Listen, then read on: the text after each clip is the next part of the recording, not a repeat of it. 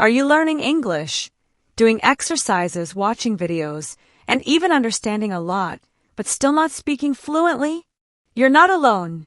This is one of the most common problems English learners face around the world. In today's lesson, we're going to talk about why that happens and what you can do about it. If you've been stuck at the same level for too long, this is for you. And yes, this is the video that can finally change everything for your speaking skills. Before we start, don't forget to subscribe to our channel. Hit the bell so you never miss a lesson, and give this video a like if you want to finally speak English confidently. Let's begin. Chapter 1. You don't speak because you don't train speaking. Let's say you want to run a marathon. You read about running. You watch other runners. You even buy the best shoes. But you never actually run. Would you expect to finish a marathon just by watching? That's exactly what many English learners do. They read and listen. A lot. But they never speak. Learning to speak is like learning to dance, drive, or cook. It needs practice. And that practice must involve your own voice, your own mouth, your own words. The first major problem is that learners think input is enough. But input alone is like inhaling. You can't survive without exhaling too. Speaking is the output. It's the exhale. And it needs to be trained. So ask yourself, in the last 7 days, how many minutes did you speak English out loud?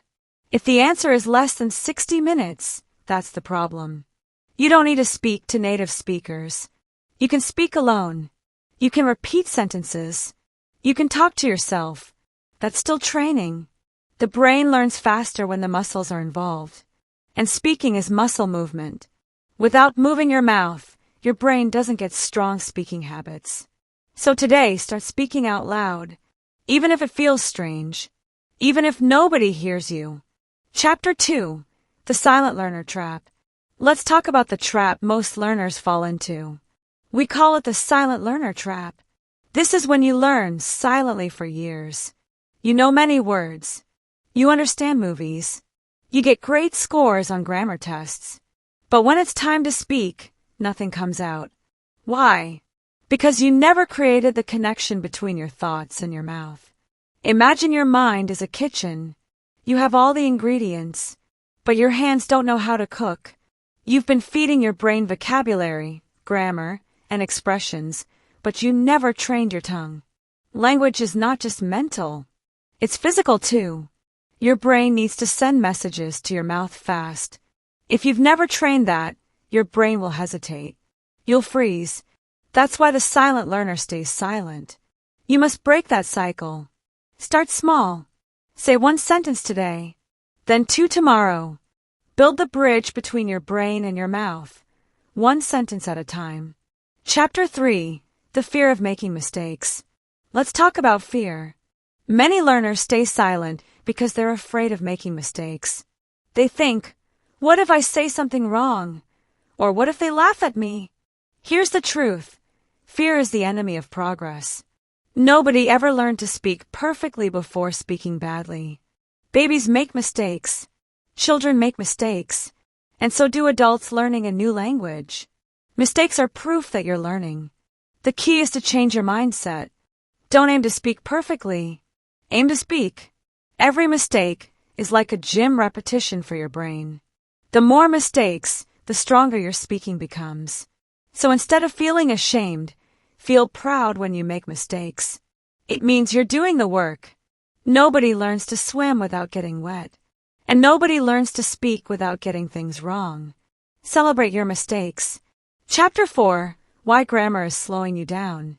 Do you stop yourself before speaking because you're checking grammar in your head? You think, is it I have gone or I went? What's the right tense? And by the time you decide, the conversation has moved on. This is another big problem. When you speak your native language, do you think of grammar rules? Probably not. You just speak. That's how speaking English should feel. Natural. Fast. Automatic. But that only happens when you stop focusing on grammar when speaking. Grammar is great for writing, for understanding structure. But it's terrible if you try to use it in the middle of a conversation. Your brain can't calculate rules while thinking, reacting, and expressing feelings. It's too slow. So instead of building your sentences like a puzzle, start learning full phrases, expressions, and common sentence patterns. These are like tools you can use without building them from zero. For example, instead of thinking, "How do I form a polite question?" you just say, "Could you please?" or "Would you mind if I?" This helps your speaking become smooth, not stuck. Chapter 5. Speak every day, not just learn every day. Finally, let's talk about habits. Most learners try to learn every day, but they don't speak every day. Learning alone doesn't lead to speaking. It's like reading about dancing but never moving your body. Your brain learns through repetition. Daily repetition. And especially repetition out loud. So here's a simple challenge. Every day, say something in English for 5 minutes. You can. Describe your room. Talk about what you did today. Tell a story. Repeat sentences you hear. Imitate a video. Argue with yourself. It doesn't matter what you say. What matters is that you say it every day. This builds speaking confidence. This tells your brain, this is important. I need to improve this. In just 30 days, you'll notice a difference. Your sentences come faster. Your words come easier. Your confidence grows. Learning is good, but speaking is power. Don't wait until you feel ready. You become ready by starting. So, still not speaking English? Now you know why. And now you know what to do about it. Remember, train your mouth, not just your mind. Speak out loud, not just in your head. Make mistakes, and be proud of them. Stop overthinking grammar when speaking. Practice daily, even just 5 minutes. This changes everything. But only if you start now. If you found this helpful, share it with someone who also wants to speak English better. And don't forget, leave us a comment below. What's the biggest challenge you face when speaking English? Let's talk in the comments.